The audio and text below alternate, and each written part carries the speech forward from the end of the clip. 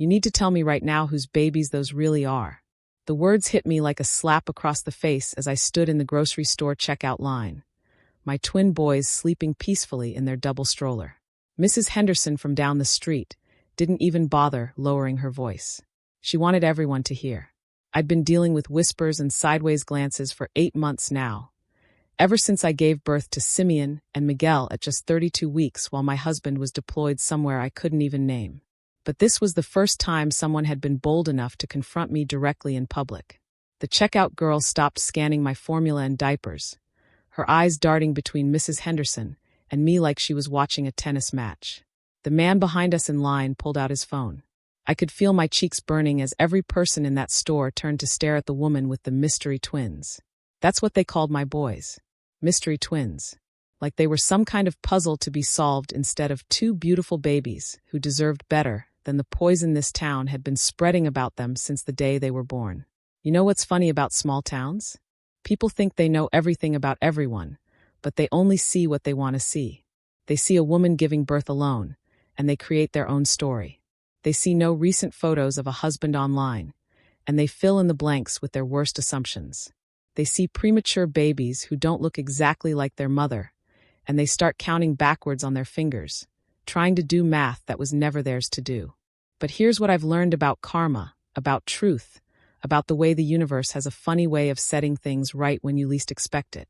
Sometimes the people who are quickest to judge are the ones hiding the biggest secrets. Sometimes the woman they're calling a cheater is actually the most faithful wife in town. And sometimes, just sometimes, the husband they claim doesn't exist is about to walk back into her life in a way that will make every single one of them wish they'd kept their mouths shut. My name is Rosa Monroe, and this is the story of how I went from being the town's favorite scandal to watching my accusers scramble for forgiveness when the truth finally came home. This is about the 8 months I spent protecting a military secret I couldn't share, raising premature twins alone while people I'd known my whole life turned their backs on me, and the moment when everything they thought they knew about my life got turned upside down in front of the entire community. Hey everyone, I hope you're having a better day than I was having in that grocery store. Whether you're listening at home, at work, or maybe dealing with your own small-town drama, I want you to know this story is for anyone who's ever been judged without having a chance to defend themselves. Drop a comment and let me know where you're watching from and how the weather is treating you today. But let me start from the beginning, because the truth is always more complicated than the rumors. And my story starts long before that day in the grocery store when Mrs. Henderson decided to make my private pain into public entertainment. I was 26 when I married Elias Monroe, and I thought I knew exactly what kind of life we were going to build together. We'd met at the hospital where I worked as a receptionist when he came in for a routine physical before his deployment. He was this quiet, serious man with kind eyes and calloused hands, the type of person who said please and thank you to everyone from the janitor to the chief of staff. I'd grown up in Millbrook, population 3,847, where everyone knew everyone and most people never left. Elias was from 2 towns over, but he might as well have been from another planet for how different he was from the boys I'd dated in high school. He didn't drink too much or talk too loud or think that marriage was something you could figure out as you went along. He had plans. He had goals. He had this way of looking at me like I was the most important person in any room. We had 6 months together before his first deployment, and they were the happiest 6 months of my life. We got married at the courthouse with just our immediate families present, spent our honeymoon weekend at a bed and breakfast an hour away, and talked every night about the house we'd buy when he got back, the kids we'd have, the life we'd build together. I thought I understood what being a military wife meant. I thought I was prepared for the loneliness, the worry, the way time moves differently when someone you love is in danger on the other side of the world. I had my job at the hospital, my small circle of friends, my routine of emails and video calls that kept us connected across the distance. What I didn't understand was how quickly people's support can turn into suspicion, how a community that promises to take care of military families can become the same community that tears them apart when things don't look the way they expect them to look. Elias had been gone for 4 months when I found out I was pregnant. We'd been trying since our wedding night, and I was so excited to tell him that I called him immediately, even though it was the middle of the night his time. I'll never forget the joy in his voice, The way he kept saying twins, over and over like he couldn't believe it. Rosa, we're having twins. Twins, baby. I'm going to be a father to twins. That was the last normal conversation we had for a very long time. 3 days later, his unit went dark. No emails. No calls. No updates except for the official military channels that told families absolutely nothing except that their loved ones were engaged in classified operations and would resume contact when operationally feasible. I spent my entire pregnancy alone, watching my belly grow while other military wives in town got regular calls and care packages and updates from their husbands. I stopped posting on social media because what was I supposed to say? That my husband had vanished into some black hole of military secrecy? That I was carrying his children but couldn't prove he even knew they existed? The whispers started around my 6th month. Quiet at first, just questions about why I never talked about Elias anymore, why there were no recent photos, why I seemed so sad all the time. I tried to explain about the classified mission, about how some deployments were different, but the more I said I couldn't talk about it, the more suspicious people became. By my 8th month, the whispers had turned into open speculation. By my 9th month, when I went into premature labor at 32 weeks and had to call an ambulance instead of my husband, the speculation had turned into certainty. Rosa Monroe was a cheater. Rosa Monroe had gotten pregnant by someone else and was using her husband's deployment as a cover story. Rosa Monroe's twins were proof that military wives couldn't be trusted when their husbands were away. And the worst part, I couldn't defend myself without potentially compromising whatever mission Elias was on. I couldn't share the emails from his commanding officer explaining the communication blackout. I couldn't show people the official documents that proved he was exactly where I said he was. All I could do was hold my premature babies in the NICU and listen to the nurses whisper about the woman whose husband never showed up, never called, never even sent flowers. But here's what none of them knew, what I couldn't tell them, what I wouldn't find out myself until much later. Elias wasn't just deployed. He was lying in a military hospital halfway around the world, recovering from injuries that had nearly killed him, fighting to get back to a family he didn't even know had grown by 2. And Mrs. Henderson, the woman who confronted me in that grocery store, she had her own reasons for wanting people to believe the worst about me. Reasons that had nothing to do with moral outrage and everything to do with covering up her own family's secrets. The truth was coming home whether any of us were ready for it or not. The thing about living in a small town is that your reputation gets built over decades and can be destroyed in a matter of weeks. I'd been the good girl my entire life. Honor roll student, church volunteer, the type of person who brought casseroles to new neighbors and remembered everyone's birthday. When I started working at Millbrook General Hospital after high school, patients would specifically ask for me because I was the receptionist who actually listened, who remembered their names, who made sure their paperwork got processed quickly. That reputation meant everything to me, maybe too much. I'd grown up watching my mother struggle as a single parent after my father left when I was 12. She'd worked 2 jobs to keep us afloat, and I'd seen how people in town treated her differently once she became divorced Linda instead of married Linda. I swore I'd never give anyone a reason to look at me with that same mixture of pity and judgment. So when I married Elias, I thought I was finally safe. Finally part of the club of respectable married women who didn't have to prove their worth to anyone. I had a husband who adored me, a steady job, a place in the community that felt secure and permanent. Elias understood my need for that security because he'd grown up without it too. His father had been career military, moving the family every 2 years, never letting Elias put down roots anywhere. When we talked about our future, we both wanted the same thing: stability, community, a place where our children could grow up knowing their neighbors and feeling like they belonged. I want our kids to have what we didn't have, he told me the night before he left for deployment. I want them to have a hometown. We were lying in bed in our small rental house, my head on his chest, both of us trying not to think about the goodbye that was coming in the morning. He'd been stroking my hair, talking about the house we'd buy when he got back, the yard where our future children would play. Millbrook's going to be perfect for them, I whispered. Everyone here looks out for each other. It's the kind of place where kids can ride their bikes to school and parents don't have to worry. I believed that completely. I'd seen how the community rallied around military families during deployments. When Sarah Caldwell's husband was overseas, neighbors took turns mowing her lawn and babysitting her daughter. When the Martinez family needed help with car repairs, half the town showed up with tools and expertise. I thought that same support network would be there for me. And for the first few months, it was. My co-workers at the hospital checked on me regularly. My neighbor Mrs. Patterson brought me homemade soup when I had morning sickness. The ladies from church included me in their prayer circle and made sure I never sat alone during services. But that support came with expectations I didn't fully understand at the time. They expected regular updates about Elias. They expected photos and stories and proof that my husband was exactly where I said he was. They expected me to be the grateful military wife who shared every detail of her sacrifice with the community that was supporting her. When I couldn't provide those updates, when I had to keep saying I can't talk about his mission and communications are limited, their support started feeling more like surveillance. The questions became more pointed. The invitations became less frequent. The warm smiles turned into polite nods that didn't quite reach their eyes. Dr. Patricia Hendricks, the hospital's chief administrator and Mrs. Henderson's sister-in-law, was the first person to voice what others were thinking. She called me into her office when I was about 7 months pregnant, ostensibly to discuss my maternity leave plans. "Rosa, honey, I need to ask you something, and I want you to know it's coming from a place of concern."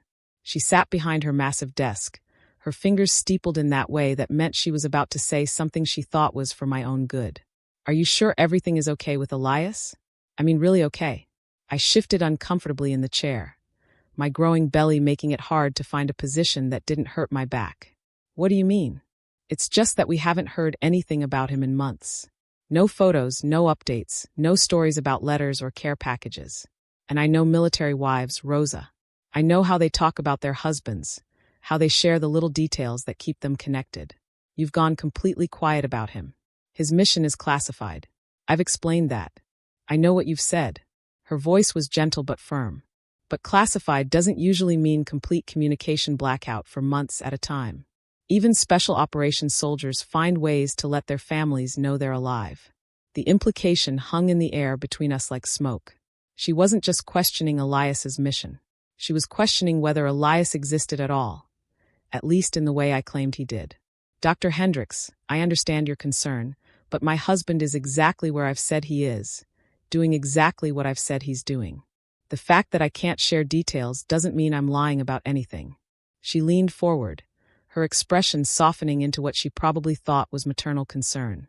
"Rosa, if you're in some kind of trouble, if you need help with anything, you know you can come to me, right? This hospital takes care of its own.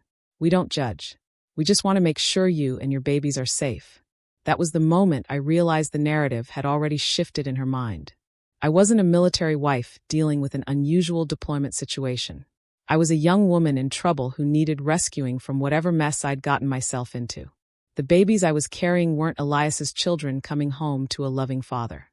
They were problems that needed solving, complications that required the community's intervention. "I appreciate your concern, but I'm not in trouble. I'm just pregnant and missing my husband." "Of course." She smiled that professional smile that meant the conversation was over, but the judgment would continue. "Well, you know where to find me if anything changes." I left her office feeling like I'd failed some kind of test I didn't even know I was taking. Over the next few weeks, I started noticing how conversations stopped when I walked into rooms, how people's eyes lingered on my belly with expressions I couldn't quite read, how the invitations to baby showers and church events became less frequent. The worst part was that I started doubting myself. Not about Elias. I knew he was real, knew he loved me, knew he was coming back. But I started wondering if I was handling everything wrong. Maybe I should have been more open about the communication blackout. Maybe I should have pushed harder for information from his commanding officers. Maybe I should have found a way to prove to everyone that my husband existed and my marriage was real. But every time I considered breaking the operational security rules I'd been given, I thought about Elias and whatever dangerous situation he was in. If keeping quiet about his mission meant keeping him safe, then I'd endure whatever gossip and suspicion came my way. I just didn't realize how much worse it was going to get. The breaking point came when I went into labor at 32 weeks, alone in my house at 3 in the morning. I'd been having contractions for hours, thinking they were just Braxton Hicks, until my water broke and I realized these babies were coming whether I was ready or not. I called 911, then called my mother, then sat on my bathroom floor timing contractions and trying not to panic. The EMTs who responded were professional and kind, but I could see the questions in their eyes when they asked about my emergency contact, and I had to tell them my husband was deployed and unreachable. At the hospital, Dr. Martinez delivered Simeon and Miguel at 4:47 and 4:52 a.m. respectively. They were tiny and perfect and absolutely Elias's children, with his dark hair and the same serious expression he got when he was concentrating. But as I held them in the delivery room, surrounded by medical staff but completely alone, I knew that their early arrival was going to fuel every rumor that had been building about my marriage. Premature babies meant people could count backwards and question the timeline. Premature babies meant extended NICU stays and medical bills, and a new mother who looked overwhelmed and exhausted. Premature babies meant a father who should have been there, but wasn't, and a community that was already suspicious about why he wasn't. The nurses were wonderful, but I could hear them talking in the hallway about the woman in room 314 whose husband never showed up, never called, never even sent flowers. I could see the pity in their eyes when they asked about my support system, and I had to admit that my mother lived 3 hours away and couldn't take time off work to help. Mrs. Henderson visited me on my second day in the hospital, bringing a bouquet of flowers and what she claimed was concern for my well-being. "Rosa, honey, those babies are just beautiful," she said, peering into the bassinet where Simeon was sleeping. "They're going to be such a blessing to you." "Thank you. Elias is going to be so excited when he finds out they're here." "When he finds out?" Her eyebrows rose slightly. "You mean you haven't been able to tell him yet?" "Communications are still limited." "Oh, sweetie." She reached over and patted my hand in a way that felt more condescending than comforting. "You know, there are resources for single mothers in this community. Programs that can help with childcare and medical bills. You don't have to pretend you're not alone in this." "I'm not pretending anything.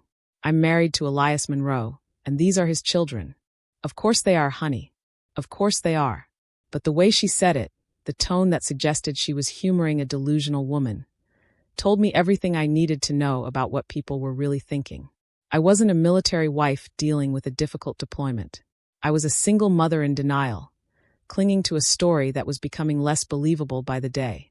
That night, alone in my hospital room with my sleeping babies, I made a decision that would define the next 8 months of my life. I wasn't going to defend myself anymore. I wasn't going to try to convince anyone that my marriage was real or that my husband was coming home. I was going to focus on my children, do my job, and wait for the truth to speak for itself. I had no idea how much that silence was going to cost me, or how far some people would go to make sure their version of my story became the only version anyone believed. Going back to work 6 weeks after giving birth to premature twins should have been the hardest part of my new reality. Instead, it was walking into that hospital every morning and pretending I didn't notice how conversations stopped when I entered rooms, how my coworkers' smiles became strained and artificial, how patients who used to chat with me now kept their interactions strictly professional. The twins were still in the NICU, which meant I was pumping breast milk in storage closets during my breaks and rushing to the hospital's 4th floor every lunch hour to hold my babies for 30 precious minutes before returning to my desk. I was exhausted, emotionally drained, and running on maybe 3 hours of sleep a night, but I needed that job. The medical bills were already piling up, and without Elias's military pay being directly deposited, another thing I couldn't explain without revealing classified information, I was living paycheck to paycheck. Dr. Hendricks had been watching me carefully since our conversation in her office, and I could feel her building a case for something, though I wasn't sure what. She'd started documenting every time I was a few minutes late, every time I needed to pump milk, every time I looked tired or distracted. She called it performance monitoring, but it felt more like surveillance. "Rosa, I need to see you in my office," she said one Tuesday morning, about 3 weeks after I'd returned to work. Her tone was crisp and professional, the kind that meant this wasn't going to be a friendly chat. I followed her down the hallway, past the curious stares of my co-workers, into her office with its motivational posters and family photos. She gestured for me to sit, then closed the door behind us with a soft click that somehow sounded ominous. "I've been reviewing your performance since you returned from maternity leave," she began, pulling out a folder that was thicker than it should have been for 3 weeks of work. And I'm concerned about your ability to maintain the standards we expect from our reception staff. What standards am I not meeting? You've been late 4 times in the past 3 weeks. You've taken extended breaks to visit the NICU. Yesterday, Mrs. Garrett complained that you seemed distracted when she was trying to schedule her follow-up appointment. I felt my chest tighten. Dr. Hendricks, my babies are still in the NICU. They're premature and need constant monitoring. I'm doing my best to balance my responsibilities here with their medical needs. I understand that you're in a difficult situation, Rosa. That's exactly why I think we need to discuss some options that might be better for everyone involved. She opened the folder and pulled out several documents that made my stomach drop. Applications for state assistance programs, information about single mother support groups, brochures for subsidized childcare. I've taken the liberty of researching some resources that might help you transition into a more sustainable situation. There are programs specifically designed for women in your circumstances, women who are raising children without adequate support systems. My circumstances? Rosa, honey, I think it's time we stop pretending that your husband is coming back from this deployment. I've spoken with several military families in our community, and none of them have ever heard of a communication blackout lasting this long. It's been almost 6 months since you've had any contact with him. The words hit me like a physical blow. She wasn't just questioning my husband's existence anymore. She was actively trying to convince me that he wasn't real, that I needed to accept my role as a single mother and stop living in denial. Dr. Hendricks, I understand that the situation looks unusual from the outside, but I am not a single mother. I am married to Captain Elias Monroe, and he is deployed on a classified mission that requires complete communication silence. That's not denial. That's fact. Rosa. Her voice took on that patronizing tone that made my skin crawl. I've been working with military families for 15 years. I know what deployments look like, even classified ones. What you're describing doesn't exist. Just because you haven't seen it doesn't mean it doesn't exist. Okay, let's say you're right. Let's say your husband is exactly where you claim he is, doing exactly what you claim he's doing. That still leaves you here, alone, with premature twins, struggling to maintain your job performance and manage their medical needs. These programs could help you get back on your feet. She pushed the brochures across the desk toward me. The Single Mothers Support Group meets every Thursday evening. They provide childcare during meetings, and many of the women have been in situations similar to yours. They understand what it's like to have to rebuild your life when the father isn't in the picture. The father is in the picture. He's just not physically here right now. Rosa, I'm trying to help you, but I can't help someone who won't acknowledge reality. That's when I realized what was really happening. This wasn't about my job performance or my need for support services. This was about Dr. Hendricks deciding that my story was impossible and taking it upon herself to force me into accepting what she believed was the truth. She was trying to save me from myself, to rescue me from a delusion she was convinced I was living. I appreciate your concern, but I don't need to be rescued from my own life. Don't you? She leaned forward, her expression intense. Rosa, you're 27 years old with premature twins, no support system, mounting medical bills, and a husband who may or may not exist. If he does exist, he's been gone for over a year with no contact. Either way, you're functionally a single mother, and you need to start making decisions based on that reality. He exists. He's coming home. And when he does, every person in this town who's been spreading rumors about my marriage is going to have to face the fact that they were wrong. And what if he doesn't come home, Rosa? What if this deployment story is just a way of avoiding the truth about whatever really happened? What if those babies' father is someone else entirely, someone who can't or won't take responsibility for them? The accusation hung in the air between us like poison. She wasn't just questioning my husband's deployment anymore. She was openly suggesting that I'd cheated, that my children were the result of an affair, that everything I'd told everyone about my marriage was an elaborate lie. Dr. Hendricks, I think this conversation is over. Rosa, please. I'm not trying to hurt you. I'm trying to help you see that there are people in this community who want to support you, but only if you're honest about what you really need. I stood up, my hands shaking with anger and exhaustion. What I really need is for people to stop assuming they know more about my life than I do. What I really need is for my co-workers to treat me with the same respect they showed me before I became the subject of town gossip. What I really need is for my husband to come home safely, so he can meet his children and prove to everyone that some of us actually tell the truth. Rosa, I'll be at my desk doing my job, maintaining the same standards I've always maintained.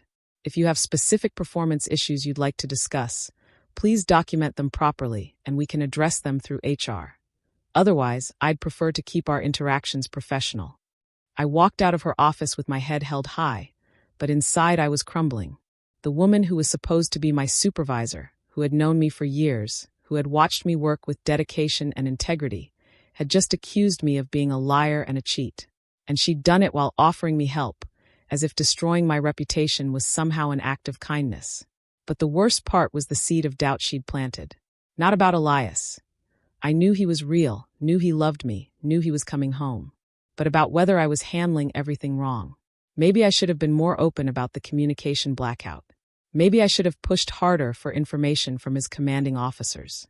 Maybe I should have found a way to prove to everyone that my marriage was real and my children were legitimate.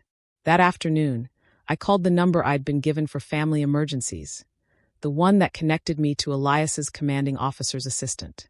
I'd only used it once before, when the twins were born, and I'd been told that any non-emergency contact could compromise operational security. "This is Rosa Monroe," I said when the voice answered. "I'm Captain Elias Monroe's wife, and I need to speak with someone about his status." "Mrs. Monroe, as we've discussed, Captain Monroe is engaged in classified operations and cannot be contacted at this time." "I understand that, but it's been 6 months since our last communication, and I'm facing some serious challenges here at home. People are questioning whether my husband even exists. I need something, anything, that I can share to prove that he's real and that he's coming back." There was a long pause. "Mrs. Monroe, I understand your frustration, but I cannot provide any information about Captain Monroe's mission or timeline. What I can tell you is that he is alive, he is serving his country with distinction, and he will be returned to you as soon as operationally feasible." "When? Can you give me any kind of time frame?" "I cannot. Can you tell me if he knows about the twins?" Another pause. "Mrs. Monroe, I cannot discuss any communications or lack thereof regarding Captain Monroe's mission. So he might not even know he's a father. I cannot confirm or deny any information about Captain Monroe's knowledge of family developments." I hung up feeling more alone than ever. The one person who could verify my story was unreachable, and the people who were supposed to support military families were actively working to convince me that my story was a lie. That night, I sat in the NICU holding Simeon while Miguel slept in his incubator, and I made a decision that would define the next several months of my life. I wasn't going to try to prove anything to anyone anymore. I wasn't going to defend my marriage or explain my husband's absence or justify my children's existence. I was going to focus on being the best mother I could be, and when Elias came home, the truth would speak for itself. I had no idea that my silence would be interpreted as admission of guilt, or that some people in my community were about to use my vulnerability for their own purposes. The real betrayal was just beginning. The twins came home from the NICU on a Tuesday in October, weighing just over 5 pounds each and requiring round-the-clock monitoring. I should have been celebrating, but instead I was terrified. The hospital had been a controlled environment where trained professionals watched over my babies 24 hours a day. Now it was just me, alone in my small rental house, responsible for keeping 2 fragile lives safe and healthy. The medical equipment filled half my living room. Heart monitors, oxygen tanks, a specialized scale for daily weight checks, medications that had to be administered at precise intervals. The visiting nurse came 3 times a week, but between her visits, every irregular breath, every slight change in color, every moment when one of the monitors beeped sent me into a panic. I was getting maybe 2 hours of sleep at a time, and that was on good nights. The boys were on different feeding schedules, which meant that just as I'd get one settled, the other would wake up hungry or needing a diaper change. I was pumping milk every 3 hours, sterilizing bottles and equipment, tracking medications and weight gain, all while trying to maintain my job at the hospital. My mother came to help for a week, but she had to get back to her own job 3 hours away. She left me with a freezer full of casseroles and a promise to visit again soon, but I could see the worry in her eyes when she hugged me goodbye. "Rosa, honey, are you sure you can handle this alone? Maybe you should consider Dr. Hendrick's suggestions about those support programs." "I'm not alone, Mom. Elias is coming home." "But when?" These babies need their father now, not someday when his mission is over. Even my own mother was starting to doubt my story. I could hear it in her voice, see it in the way she looked at me like I was a fragile thing that might break at any moment. She didn't say the words, but I knew she was wondering the same thing everyone else was wondering. Whether I was clinging to a fantasy because the truth was too painful to accept. The isolation was the worst part.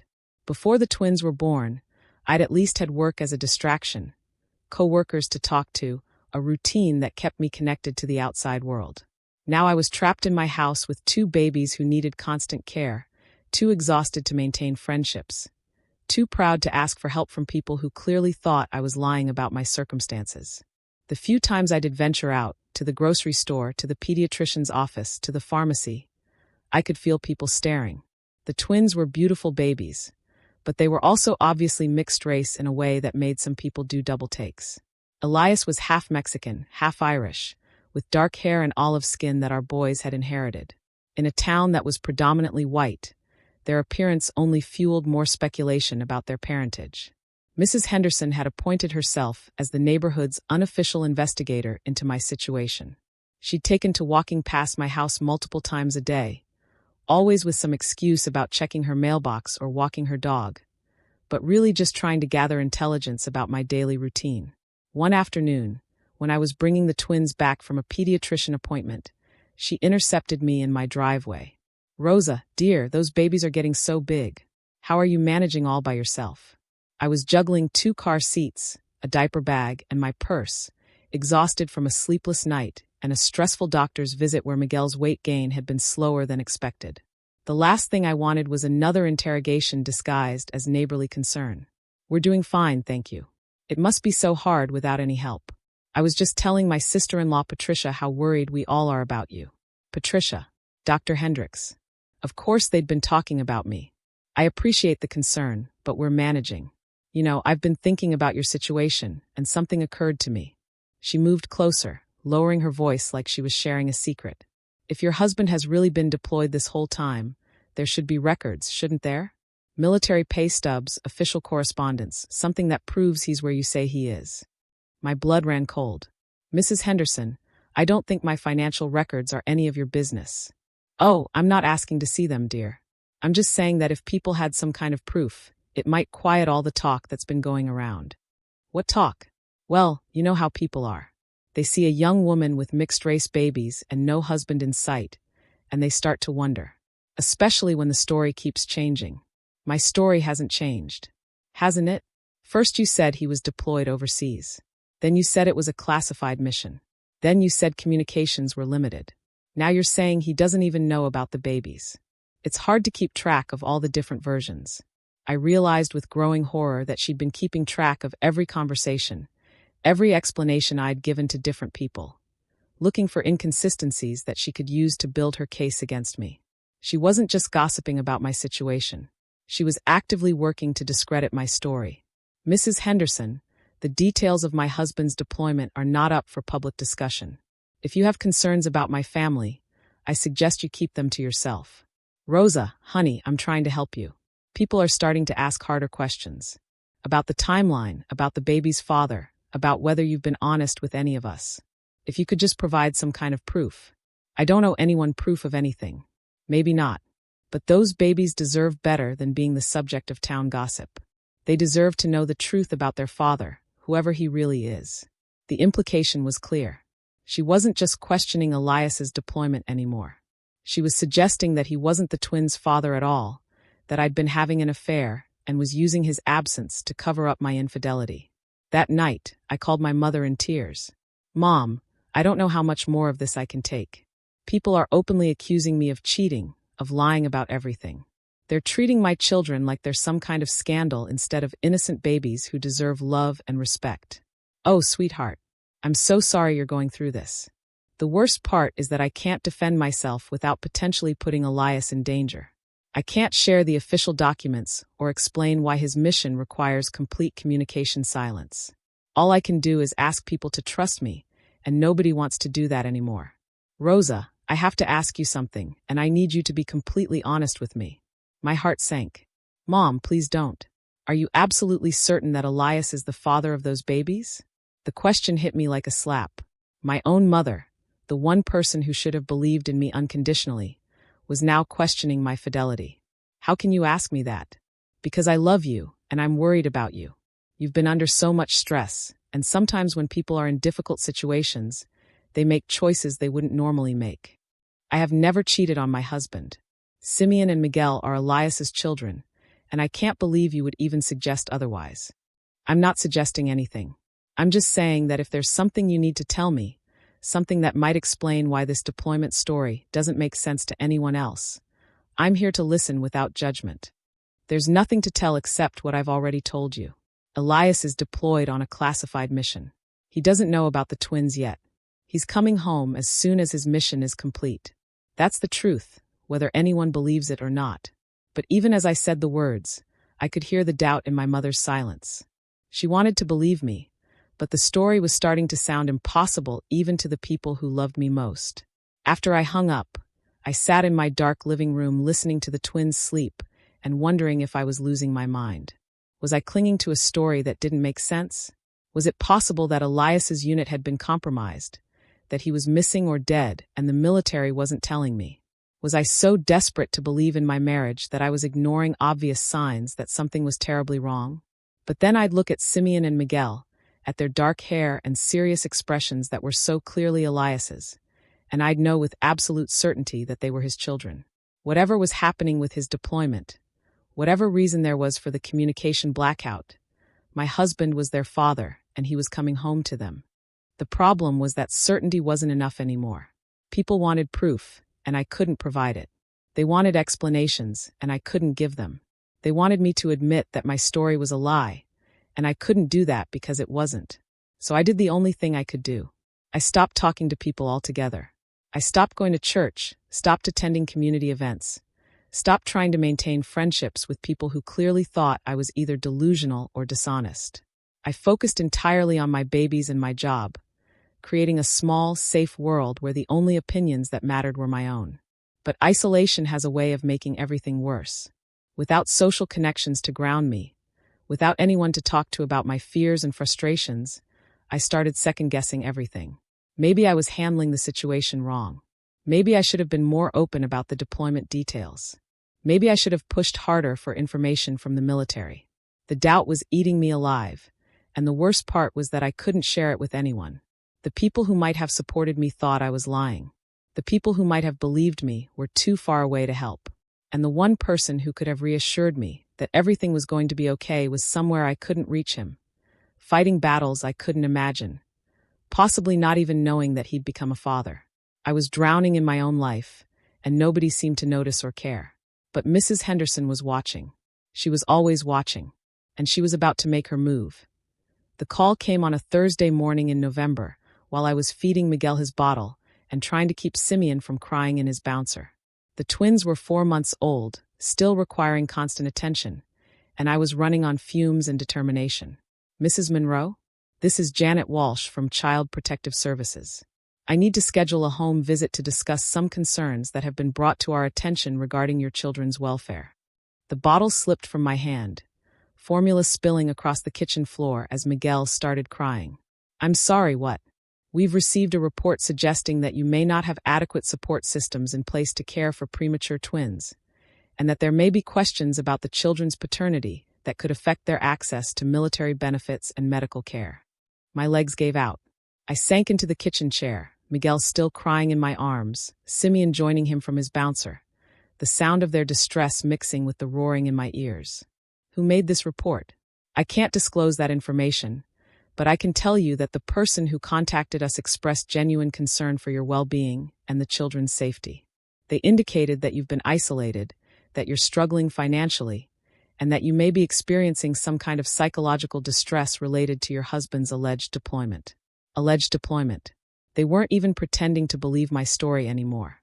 Mrs. Walsh, my children are healthy, loved, and well cared for. I have medical records from their pediatrician that will confirm they're meeting all their developmental milestones. I'm sure they are, Mrs. Monroe. This isn't necessarily about neglect or abuse. Sometimes it's about making sure families have the resources they need to thrive. If you're truly a military spouse dealing with a difficult deployment, There are programs that can help.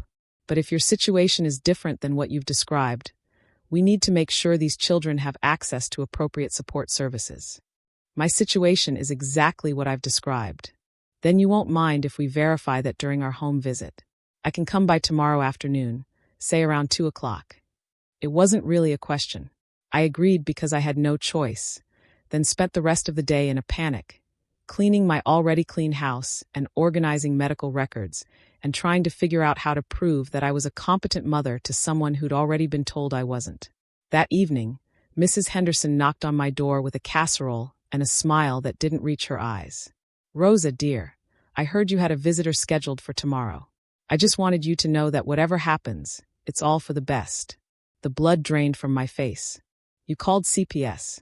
I called people who can help you, and those babies get the support you need. Rosa, you've been struggling for months, and it's only getting worse. Those children deserve stability, and you deserve honesty about your situation. My children are fine. I am fine. We don't need your help or anyone else's. Rosa, honey, look at yourself. When's the last time you slept through the night? When's the last time you had a real conversation with another adult? When's the last time you left this house for anything other than work or medical appointments?" She wasn't wrong about any of it, but that didn't give her the right to call government agencies to investigate my family. "Mrs. Henderson, I want you to leave my property and never come back. I understand you're upset, but someday you'll thank me for this. When you're getting the help you need, when those babies have access to proper resources, when you're not carrying this burden alone anymore, you'll understand that I did this because I care about you. You did this because you're a busybody who can't mind her own business. I did this because I've watched you disappear into this fantasy about a husband who doesn't exist and children whose father is a mystery. I did this because those babies deserve better than being raised by someone who's lost touch with reality." She left the casserole on my porch and walked away, leaving me standing in my doorway shaking with rage and terror. She'd called CPS not out of concern for my children's welfare, but because she'd decided my story was impossible and she was going to force me to admit it. The home visit the next day was a nightmare. Janet Walsh was professional but thorough, examining every inch of my house, reviewing medical records, asking pointed questions about my support system and financial situation and mental health. "Mrs. Monroe, I have to ask about your husband's deployment. I've spoken with several military liaisons, and none of them have heard of a communication blackout lasting this long for any type of mission. Different missions have different requirements. Can you provide any documentation of his current status? Pay stubs, official correspondence, anything that confirms he's where you say he is. His mission is classified. I can't share operational details. I understand that. But surely there's some kind of family support structure in place? Other military spouses you're in contact with? Official channels for emergency communication." I gave her the number for Elias's commanding officer's assistant, knowing it would lead nowhere, but hoping it might buy me some credibility. She made the call while I waited, my heart pounding as I listened to her side of the conversation. "I see. And you can't provide any timeline for his return? I understand. What about family emergency protocols? If something happened to his children, would there be a way to contact him?" A long pause. "I see. Thank you for your time." She hung up and turned to me with an expression I couldn't read. "Mrs. Monroe, they confirmed that Captain Monroe is deployed, but they couldn't provide any additional information about his mission or timeline. They also couldn't confirm whether he's been notified about the birth of his children." Relief flooded through me. They'd confirmed he was real, that he was deployed, that I wasn't completely delusional. "So you can see that I've been telling the truth. I can see that your husband exists and is currently deployed. What I can't see is any evidence of a support system for you and your children during what appears to be an indefinite separation." She spent another hour documenting everything from the contents of my refrigerator to the twins' sleep schedules to my work arrangements. When she finally left, she told me she'd be filing a report recommending family services support, not removal of the children, but mandatory participation in programs designed to help isolated military families. I should have felt relieved. My children weren't being taken away. I'd been vindicated about Elias's existence and deployment status. But instead, I felt like I'd been stripped naked and examined under a microscope, found wanting in ways I couldn't even understand. That weekend, I took the twins to the grocery store for the first time since the CPS visit, and I could feel the change immediately. People weren't just whispering anymore. They were staring openly, pointing, making no effort to hide their judgment. At the checkout line, the teenage cashier looked at me with a mixture of pity and curiosity. "Are you the lady with the mystery babies?" "Excuse me. My mom said you're the one who had those twins and nobody knows who the dad is. She said social services came to check on you." I felt my face burn with humiliation. The CPS visit, which was supposed to be confidential, had somehow become public knowledge. Mrs. Henderson had made sure of that. "Your mother is misinformed. She said you keep claiming your husband is deployed, but nobody's ever seen him and he's never been to any of the baby's appointments or anything." I paid for my groceries and left without responding, but the damage was done. The story had evolved from speculation about my marriage to certainty about my deception. I wasn't just the woman with the mystery twins anymore. I was the woman who'd been investigated by CPS, the woman whose story was so unbelievable that the government had to step in.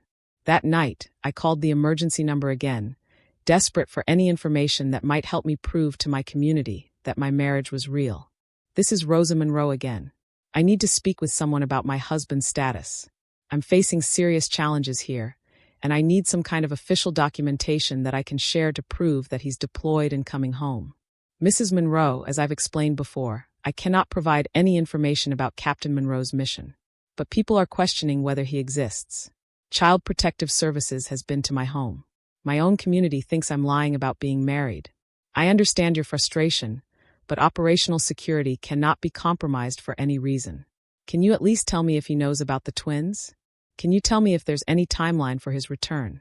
Mrs. Monroe, I cannot discuss any aspect of Captain Monroe's mission or personal communications.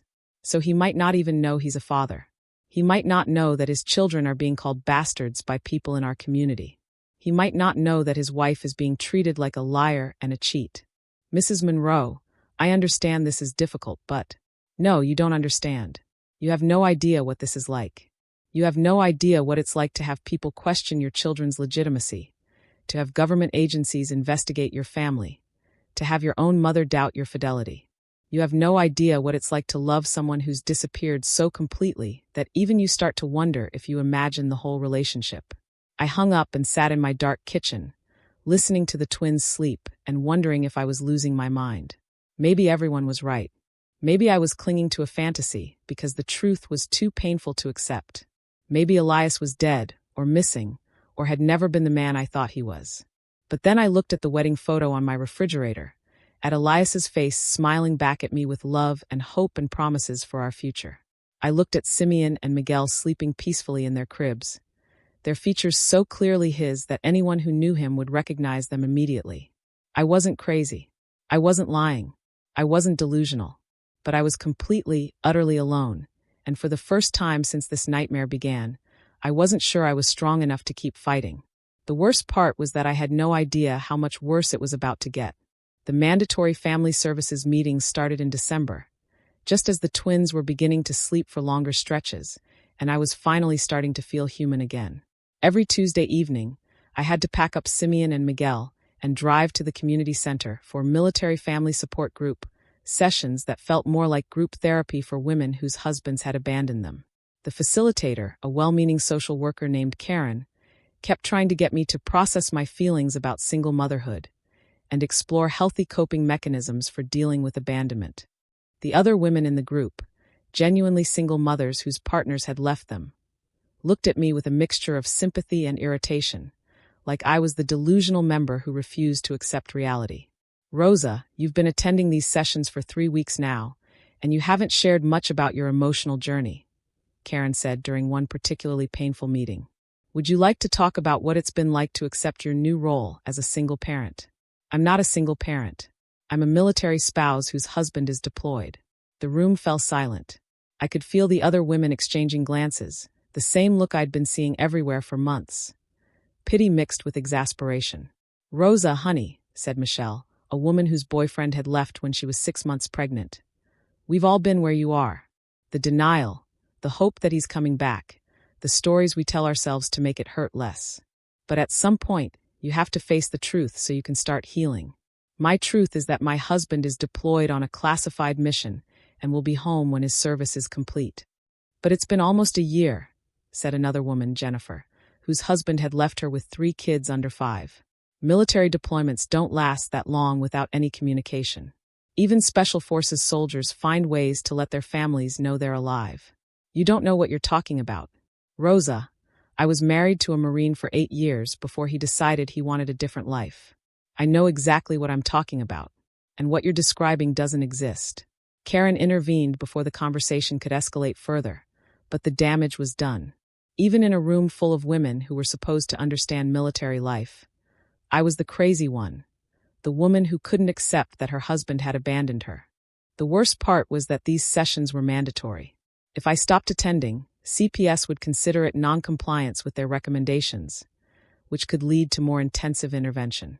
So every Tuesday, I had to sit in that circle and listen to women tell me that my marriage was a fantasy while my babies played on blankets nearby, oblivious to the fact that their legitimacy was being questioned by strangers. At work, things were getting worse too. Dr. Hendricks had started what she called performance improvement meetings, which were really just opportunities for her to document every mistake I made, every time I seemed tired or distracted, every moment when caring for premature twins affected my ability to be the perfect employee. Rosa, I've noticed you've been making more errors in patient scheduling lately, she said during one of these meetings in early January. Mrs. Patterson was scheduled for a mammogram instead of a colonoscopy, and Mr. Garcia was given the wrong time for his cardiac stress test. I apologize for those errors. I'll be more careful. I'm sure you will. But I'm concerned about the pattern. These kinds of mistakes suggest that you're overwhelmed, that you're trying to handle more than you can manage. I'm managing fine. Are you? Because from where I sit, it looks like you're a single mother with premature twins, working full-time, attending mandatory counseling sessions, and trying to maintain the fiction that your husband is coming home. That would overwhelm anyone. He is coming home. Rosa, it's been over a year. If he were coming home, don't you think he would have found a way to contact you by now? Don't you think he would have wanted to see his children, assuming they are his children? The implication hung in the air like poison. She wasn't just questioning Elias's deployment anymore. She was openly suggesting that the twins weren't his, that I'd been having an affair and was using his absence to cover up my infidelity. Dr. Hendricks, I think we should keep this conversation focused on my work performance. Your work performance is being affected by your personal situation, and your personal situation is affecting this entire workplace. Do you know that patients have been asking about you? About your story? About whether the rumors are true? My stomach dropped. What rumors? That you're not really married. That those babies' father is someone else. That you've been lying to everyone about your circumstances to gain sympathy and support. Those aren't rumors. Those are lies being spread by people who have nothing better to do than destroy someone else's reputation. Rosa, I'm trying to help you. But I can't help someone who won't acknowledge reality. If you could just admit that your situation is different than what you've claimed, we could get you connected with resources that actually match your needs.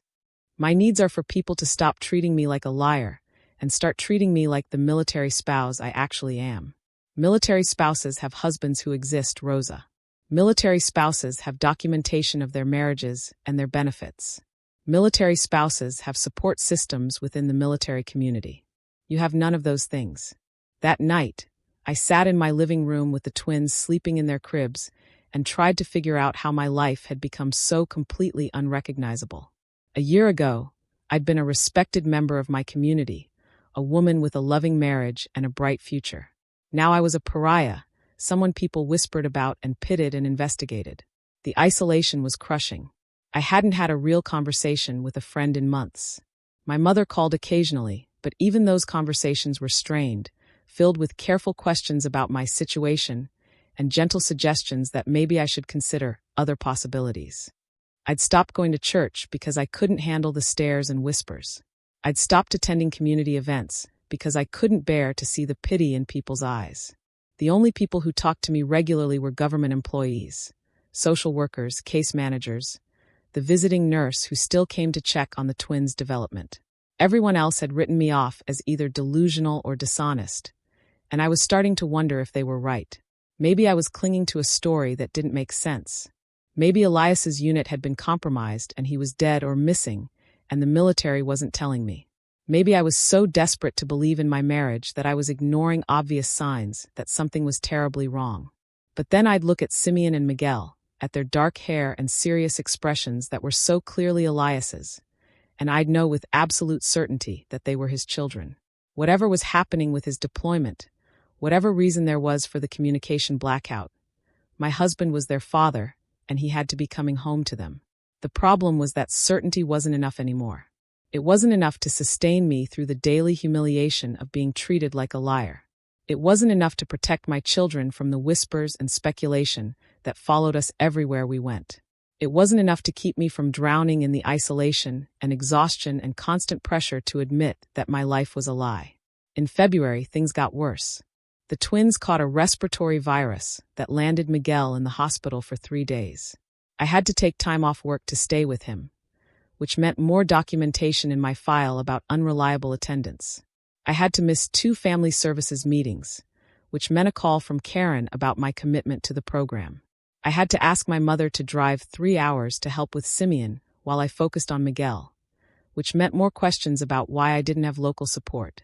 "Rosa, where are all the other military wives?" my mother asked while we sat in Miguel's hospital room, watching monitors track his breathing and heart rate. When your father was in the service, we had a whole community of families going through the same thing. Where's your community? They don't believe Elias exists. Honey, maybe it's time to consider that they might have a point. The words hit me like a physical blow. My own mother, sitting in a hospital room with her grandson who was fighting a respiratory infection, was suggesting that maybe the father of that child was a figment of my imagination. Mom, how can you say that? Because I love you, and I'm watching you destroy yourself trying to maintain a story that doesn't make sense to anyone else. Because those babies need stability, and you need support, and neither of those things is going to happen as long as you keep insisting that their father is coming home from a deployment that may not even exist. Look at them, Mom. Look at Miguel's face, at Simeon's expressions. They look exactly like Elias. How can you think they're not his children? I'm not saying they're not his children. I'm saying maybe he's not the man you thought he was. Maybe this deployment story is covering up something else. Maybe he left you, Rosa. Maybe he found out you were pregnant and decided he wasn't ready to be a father. That's not what happened. Then where is he? If he's such a devoted husband and father, where is he when his children are sick? Where is he when his wife is being investigated by social services? Where is he when his family needs him most? I couldn't answer that question because I didn't know the answer. All I knew was that Elias loved me, that he'd been excited about the pregnancy, that he would never abandon his family voluntarily. But I couldn't prove any of that to anyone else, and I was starting to wonder if I was holding on to memories of a man who'd never really existed the way I thought he had.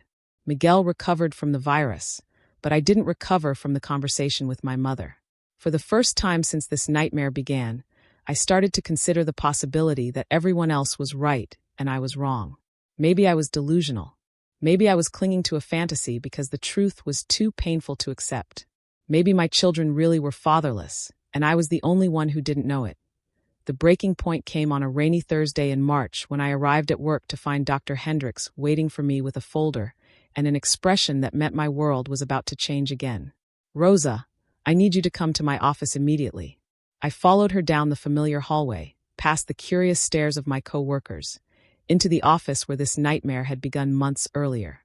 But this time, she wasn't alone. A woman in a navy suit sat across from her desk, her briefcase open and documents spread across the surface. "Rosa, this is Ms. Patricia Coleman from Human Resources. We need to discuss your employment status." My legs went weak. My employment status?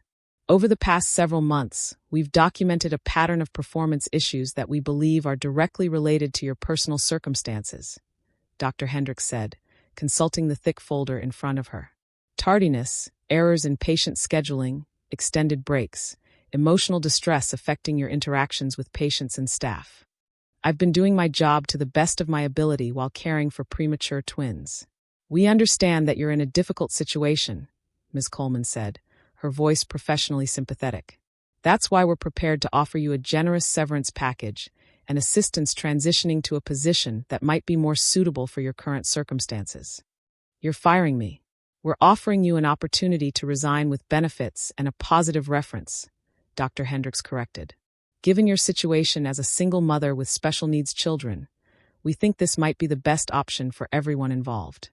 I'm not a single mother. The two women exchanged a look that I'd seen 1,000 times over the past year. The look that said they were dealing with someone who refused to accept reality. Rosa, we've been patient with your story about your husband's deployment, but it's been affecting your work and creating disruption in our workplace, Dr. Hendricks said. Patients have been asking questions. Staff members have been distracted by the ongoing drama. We need employees who can focus on their responsibilities without the complications of unresolved personal issues. My personal issues are resolved. My husband is deployed, and he's coming home. When? Ms. Coleman asked. Can you give us a specific date? Can you provide any documentation of his expected return? I couldn't, and they knew it. I sat there in silence, watching my career disappear because I couldn't prove that my marriage was real. The severance package includes 6 months of health insurance continuation, Ms. Coleman continued.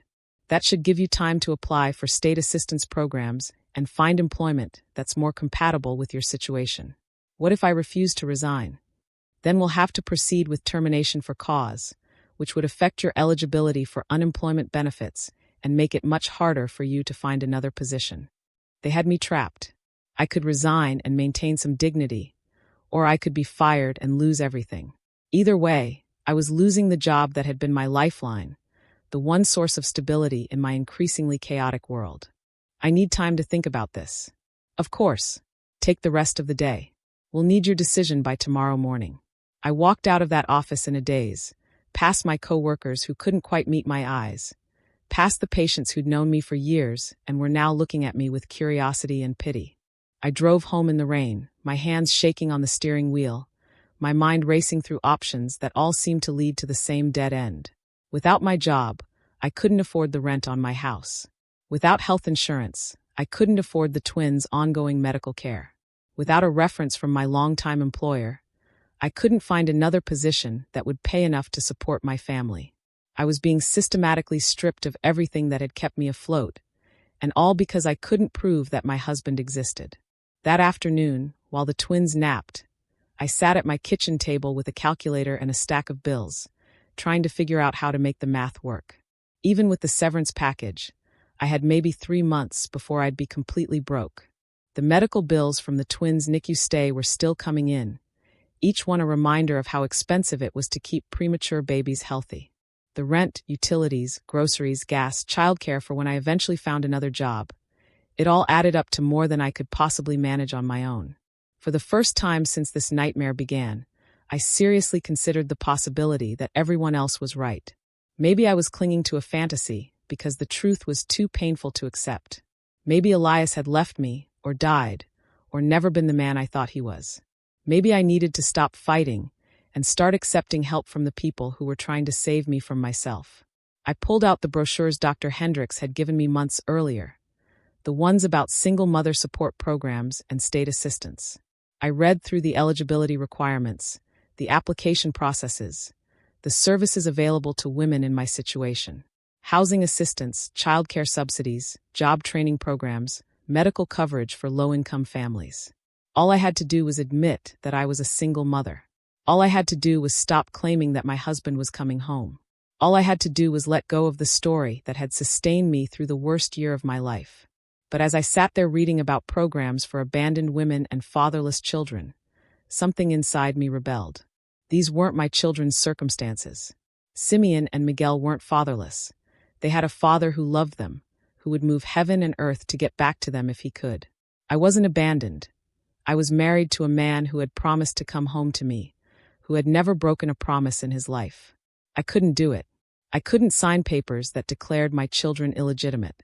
I couldn't apply for programs based on the lie that my husband had abandoned us. I couldn't give up on the man I loved just because other people couldn't understand our situation.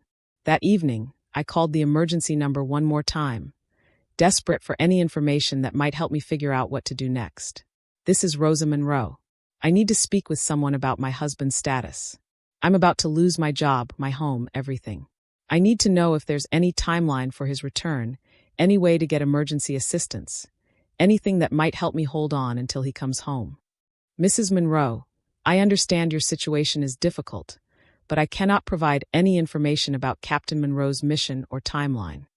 Can you at least tell me if he's alive? Can you tell me if there's any hope that he's coming home?" There was a long pause. "Mrs. Monroe, Captain Monroe is alive and serving his country with distinction. Beyond that, I cannot provide any additional information." Alive. He was alive. That was more than they'd ever told me before, and it was enough to keep me fighting. "Thank you. That's all I needed to know." I hung up and looked around my small house, at the twins sleeping peacefully in their cribs, at the wedding photo on my refrigerator, at the life I'd built with a man who was somewhere in the world fighting to get back to us. I wasn't going to give up. I wasn't going to admit defeat. I wasn't going to let other people's inability to believe in my story destroy my family's future. But I also wasn't going to be able to do this alone much longer.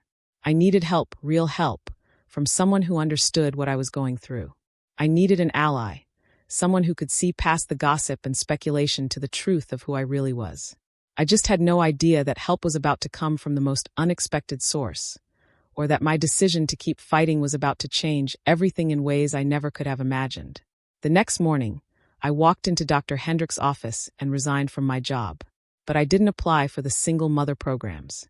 I didn't admit that my husband had abandoned me. I didn't give up on the story that had sustained me through the darkest year of my life. Instead, I started planning for the day when Elias would come home and prove to everyone that some of us actually tell the truth. I just had to survive long enough to see it happen. The Veterans Welcome Parade was scheduled for the third Saturday in May, and I almost didn't go. After losing my job and spending 2 months scraping by on severance pay and odd jobs, the last thing I wanted was to stand in a crowd of people who thought I was delusional, holding my babies while everyone else welcomed home real soldiers with real families. But something inside me insisted that I needed to be there. Maybe it was hope, maybe it was stubbornness, maybe it was just the desperate need to feel connected to the military community that had rejected me. Whatever it was, I found myself getting the twins ready that morning, packing their diaper bag, and walking the 6 blocks to Main Street where the parade route had been set up. The crowd was already thick by the time I arrived. Families with welcome home signs and yellow ribbons, children waving small American flags, elderly veterans in their dress uniforms standing at attention. I found a spot near the back, behind the families who belonged there, trying to make myself invisible while still being able to see the street. Mrs. Henderson was there, of course, holding court with a group of women from the church, her voice carrying over the crowd as she pointed in my direction. "That's her, the one I was telling you about. Still bringing those babies to military events like she has any right to be here. It's really quite sad, the way she's held onto this fantasy for so long." I felt my cheeks burn, but I didn't move. I had as much right to be at this parade as anyone else. My husband was a soldier, even if no one believed it. My children were military dependents, even if no one acknowledged it. This was my community too, even if they'd decided I didn't belong. The parade started with the high school marching band, followed by local veterans groups and community organizations. I watched the familiar faces march by, men and women I'd known my whole life, people who used to smile and wave when they saw me, who now looked through me like I was invisible. Then came the military vehicles, and my heart started pounding. Jeeps and trucks carrying soldiers in dress uniforms, some I recognized from previous deployments, others who were strangers returning from missions I couldn't imagine. The crowd cheered and waved, children ran alongside the vehicles, families held up signs with names and photos. I scanned every face, looking for the one that would make sense of everything, that would vindicate every choice I'd made over the past 18 months. But vehicle after vehicle passed without any sign of Elias, and I started to feel foolish for hoping. Then I heard the murmur ripple through the crowd, a change in the energy that made everyone turn to look back down the street. An unscheduled convoy was approaching, military vehicles that weren't part of the official parade lineup, soldiers who weren't on the program. "That's not supposed to be there," someone said behind me. "Must be a last-minute addition," someone else replied. The lead vehicle stopped directly in front of where I was standing, and my world tilted on its axis. The door opened, and a man in dress uniform stepped out, moving carefully with the aid of a cane. He was thinner than I remembered, his face marked by exhaustion and something that looked like pain. But his eyes were the same dark brown that I'd fallen in love with 3 years earlier. Elias.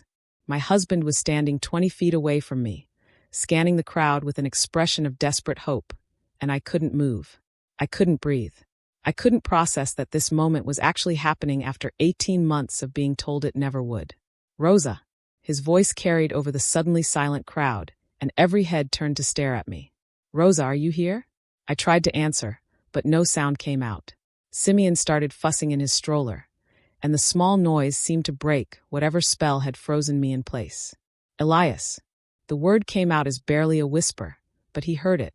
His eyes found mine across the crowd, and the smile that spread across his face was like sunrise after the longest night of my life. He started walking toward me, his cane clicking against the asphalt, and the crowd parted like water. I could hear the gasps, the whispered conversations, the shocked exclamations of people who were realizing that the woman they'd been calling delusional for over a year had been telling the truth all along. "Oh my God," someone said behind me. "He's real. Her husband is actually real." When Elias reached me, he dropped his cane and pulled me into his arms, holding me so tightly I could barely breathe.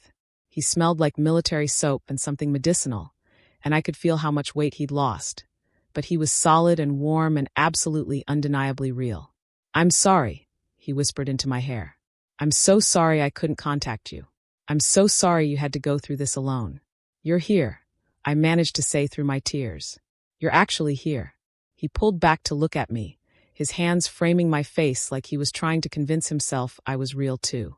"I got back to base 3 days ago. As soon as they cleared me medically, I demanded to be sent home. I've been trying to call you, but your phone's been disconnected. I lost my job. I couldn't afford to keep it." His face darkened. "What do you mean you lost your job?" Before I could answer, he noticed the stroller beside me, and his expression changed completely. He knelt down carefully, his injured leg making the movement awkward, and stared at the 2 babies who were looking back at him with serious dark eyes that were unmistakably his own. "These are our sons," I said, my voice shaking. "Simeon and Miguel. They were born at 32 weeks in October. They're healthy now, but it was touch and go for a while." Elias reached out with trembling hands to touch Simeon's face, then Miguel's, tears streaming down his cheeks. "They're beautiful. They're perfect. Rosa, I can't believe I'm a father. I'm actually a father. You didn't know? I've been in a military hospital for the past 4 months. Before that, we were completely dark for operational security. I haven't had any communication with the outside world since August." The crowd around us was dead silent, everyone straining to hear our conversation, to understand what they were witnessing. Mrs. Henderson was standing about 10 feet away, her face pale and her mouth hanging open in shock. Elias struggled to his feet, using my shoulder for support, and turned to address the crowd that had gathered around us. "My name is Captain Elias Monroe, and this is my wife Rosa and our twin sons Simeon and Miguel. I've been deployed for 18 months on a classified mission that required complete communication blackout. I was injured 4 months ago and have been recovering in a military medical facility. This is the first time I've been able to contact my family since before my sons were born." His voice carried the authority of someone accustomed to command, and the crowd listened in stunned silence. "I understand that my wife has faced questions and speculation during my absence. I understand that some of you have doubted her story about my deployment. I want you to know that Rosa Monroe is the most faithful, honest, courageous woman I have ever known. She has raised our children alone, protected operational security even when it cost her personally, and maintained her integrity in the face of accusations that would have broken a lesser person." He turned to look directly at Mrs. Henderson, his expression hard. "I also understand that some members of this community have gone beyond speculation into active harassment of my family. That ends now." Mrs. Henderson's face went from pale to red. "Captain Monroe, I think there's been a misunderstanding. We were just concerned about Rosa and the babies. We were trying to help." "Help?" Elias's voice was dangerously quiet. "You called Child Protective Services on my wife. You spread rumors about my children's legitimacy. You convinced her employer that she was unstable. You turned an entire community against a woman whose only crime was protecting classified information that could have endangered lives. We didn't know. You didn't know because you didn't ask. You didn't verify. You didn't give my wife the benefit of the doubt that any decent person deserves. You decided that your assumptions were more reliable than her word, and you acted on those assumptions in ways that caused real harm to real people." The crowd was shifting uncomfortably now, people looking at each other with expressions of guilt and embarrassment. Dr. Hendricks was there too, I realized, standing near the back with her face flushed and her eyes fixed on the ground. "But that's not why I'm here," Elias continued, his voice softening as he turned back to me and the twins. "I'm here because I have a family to get to know, a wife to take care of, and 18 months of lost time to make up for." He picked up Miguel from the stroller, holding him with the careful confidence of someone who'd been trained to handle delicate equipment under pressure. Miguel studied his father's face with serious eyes, then reached up to touch the scar that ran along Elias's jawline.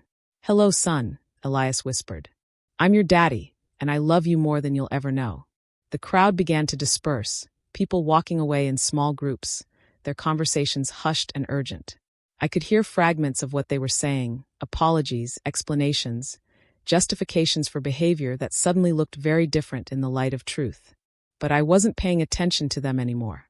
I was watching my husband hold our son, seeing the wonder and love and fierce protectiveness in his eyes, feeling the pieces of my broken world finally clicking back into place. "Rosa," he said, looking up at me with an expression I couldn't quite read. "There's something else I need to tell you. Something about why I was gone so long, and why I couldn't contact you." My stomach clenched. After everything we'd just been through, I wasn't sure I could handle another revelation. "What is it?" "The mission I was on, it wasn't supposed to last this long. We were supposed to be back by Christmas. But things went wrong, and I was captured." The words hit me like a physical blow. Captured? For 3 months, I was held by enemy forces. The military couldn't acknowledge that I existed without compromising the entire operation and endangering other soldiers. That's why there was no communication, no timeline, no information they could share with you. Oh my God, Elias. I escaped in January, but I was injured in the process. I've been in military hospitals ever since, recovering and being debriefed. They only cleared me to come home 3 days ago. I stared at him, trying to process what he was telling me. While I'd been enduring gossip and speculation and accusations, he'd been fighting for his life in ways I couldn't even imagine. "I'm so sorry," I whispered. "I'm so sorry you went through that. I'm sorry you went through what you went through. Rosa, if I had known what was happening here, if I had known how people were treating you, you would have done exactly what you did. You would have served your country and protected your mission and trusted me to be strong enough to handle whatever came my way. Were you strong enough?" I looked around at the dispersing crowd, at the people who were finally seeing me as I really was instead of as they'd imagined me to be. I thought about the 18 months of isolation and accusation and doubt, about the nights I'd wondered if I was losing my mind, about the moments when I'd almost given up on everything I knew to be true. "I'm still here," I said simply. "We're all still here." Elias shifted Miguel to one arm and reached for my hand with the other. "Then we're going to be okay. All of us. We're going to be better than okay."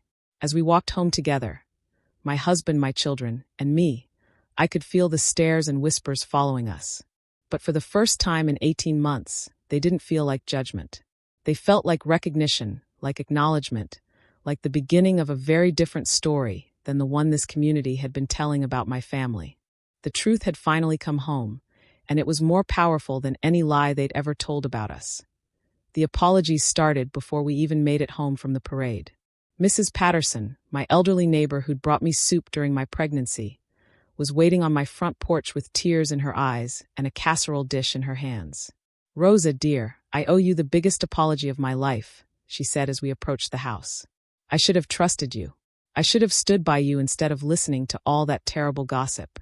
Elias helped me get the twin stroller up the front steps, his movements still careful because of his injured leg. "Mrs. Patterson, isn't it? Rosa's told me about your kindness during her pregnancy." "Not enough kindness, apparently."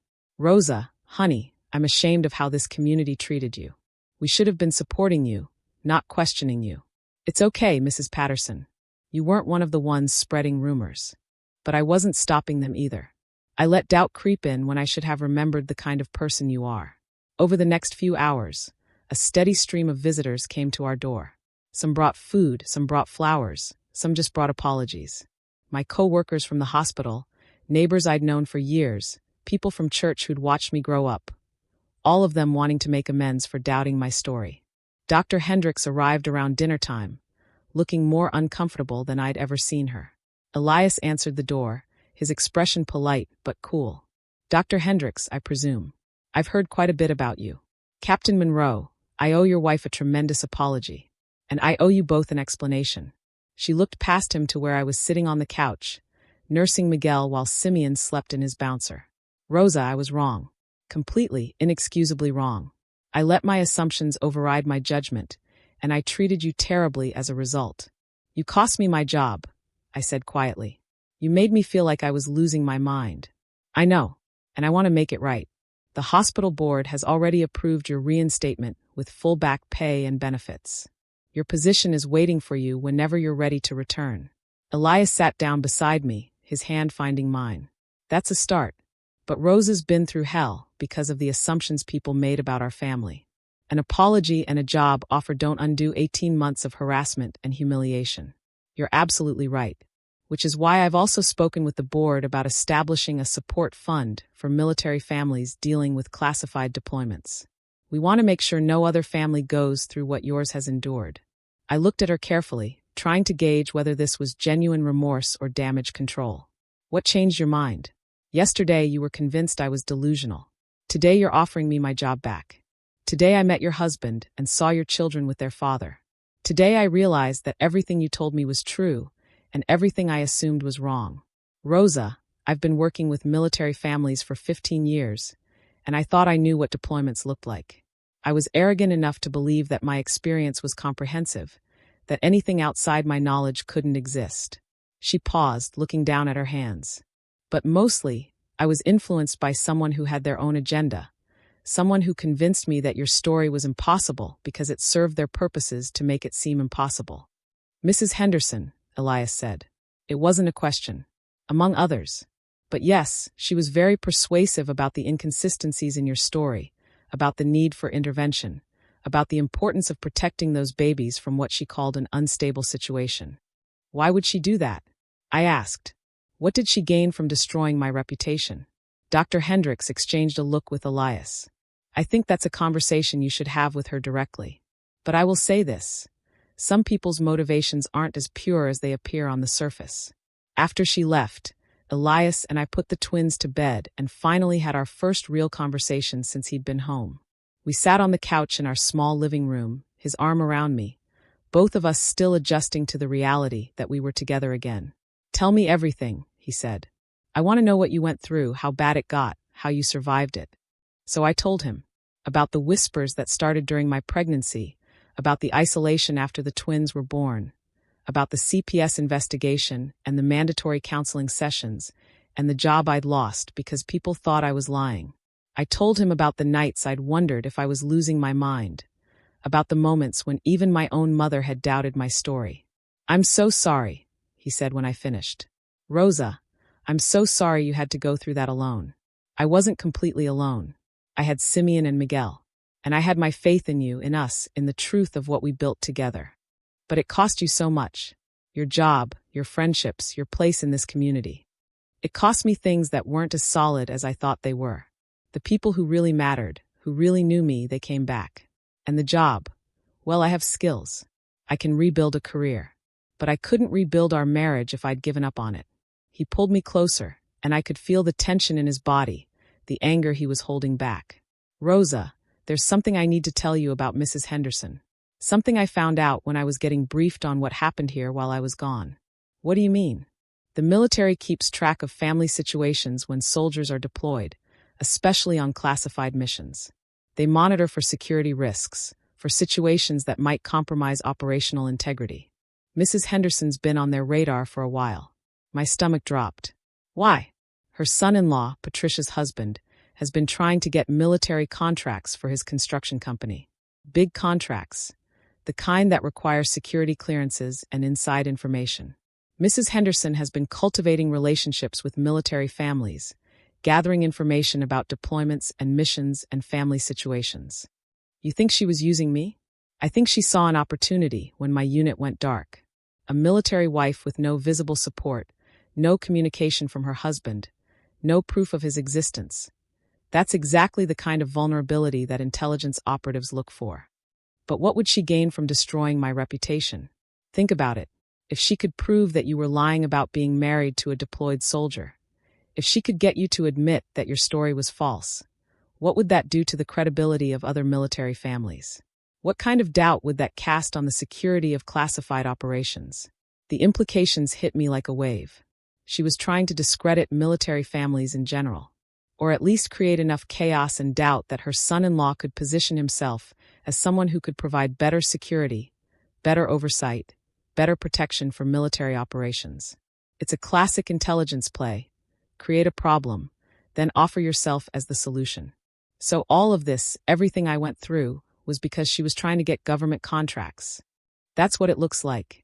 The investigation is ongoing, but there's enough evidence to suggest that her harassment of you was part of a larger pattern of behavior designed to undermine confidence in military family security. I sat there in stunned silence, trying to process the idea that 18 months of hell had been orchestrated by someone who saw my family as a means to an end, a tool to be used in pursuit of money and influence. What happens to her now? That's not up to us. But I can tell you that the military takes this kind of thing very seriously. Interfering with military families, compromising operational security, using classified information for personal gain. Those are federal crimes.